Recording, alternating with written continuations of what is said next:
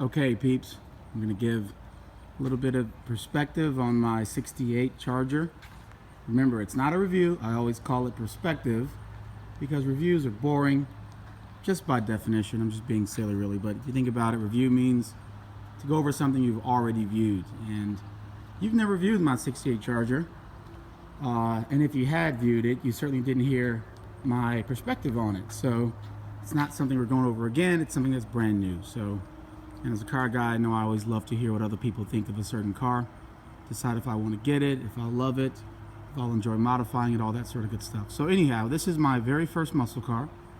As I mentioned, it is a 68 Charger. It is an RT Tribute. Of course, it does not have the stripe across the rear before the bumper. It's all dipped in red. Has all the requisite badging and such.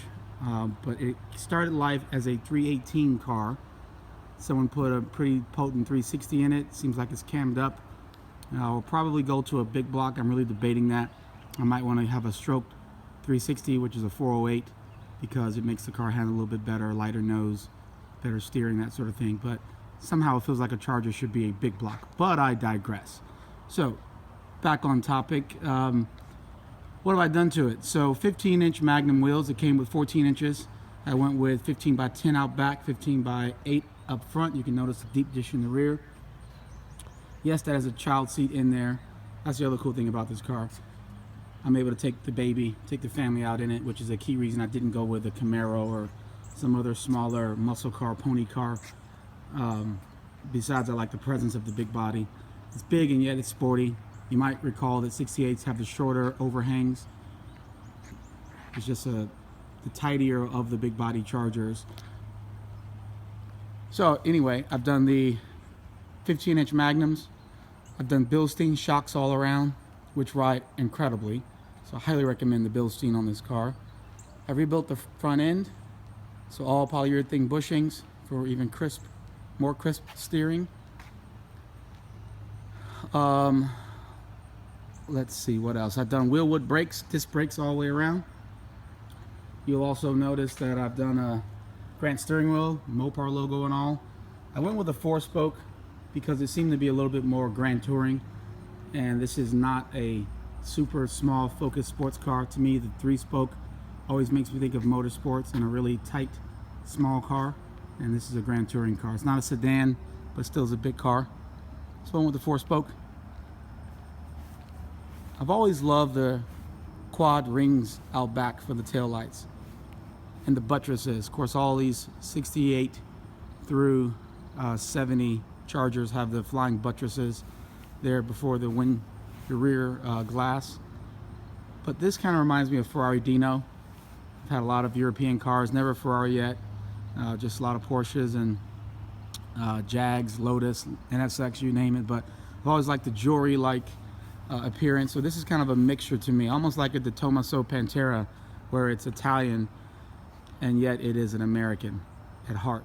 This is obviously a big body muscle car, yet it has, to me, only the 68s have this sort of jewelry-like presence across the rear with the chromed rings that to me smacks of something that's more intricate and very well designed. But I really have enjoyed this car. As a matter of fact, in some ways I enjoy it more than the Huracan. It just has a different sort of visceral feel, smell a little bit of gasoline. It's nothing extreme. My carburetor works great, so it's not overly rich. Of course, fine little details like the gas cap. Simple thing, but very cool, very fun. Let's start her up.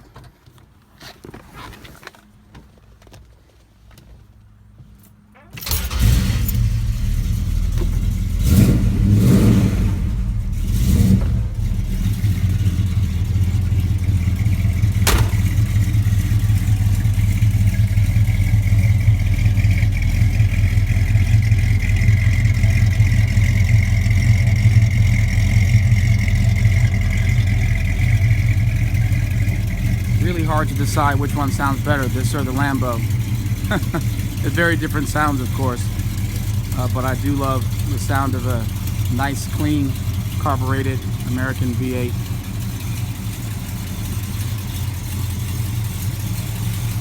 Well, that is my walk around.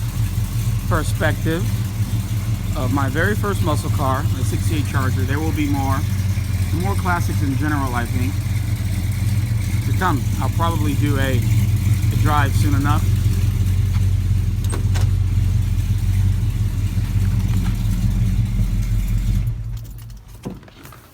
And I think there will also be more classics in my future. I think I tend to connect with them a little bit more than the very clinical, surgically precise, and uber perfect Huracan over there. This has its little quirks, but you appreciate everything about driving it. It's like being in a time warp. It's just such a departure from my new stuff. I think you really need both. It's really great to have that departure when you're in a modern car all the time, whether it's the family vehicle or your other more modern toy, and then you get in something like this. You appreciate all the quirks that go with it being an older car, and vice versa. That is it. Signing off.